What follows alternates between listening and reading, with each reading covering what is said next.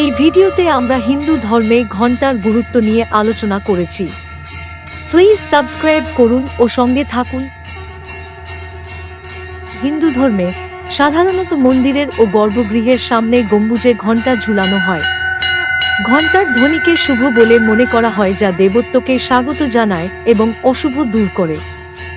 ঘণ্টাটি 5 থেকে 7টি মূল্যবান ধাতু দিয়ে তৈরি, যা গ্রহগুলির সাথে সংযুক্ত: সীসা, শনি, টিন, বৃহস্পতি, লোহা, মঙ্গল, তামা, শুক্র, পার্ব, বুধ, রূপা, চাঁদ এবং সোনা, সূর্য। ঘণ্টার আওয়াজ মনকে চলমান চিন্তা থেকে বিচ্ছিন্ন করে এমনভাবে মনকে আরও গ্রহণযোগ্য করে তোলে। আচারানুষ্ঠানিক আরতি করার সময়ও আমরা ঘণ্টা বাজাই। এটি কখনো কখনো শঙ্খ এবং অন্যান্য বাদ্যযন্ত্রের শুভ ধ্বনির সাথে থাকে।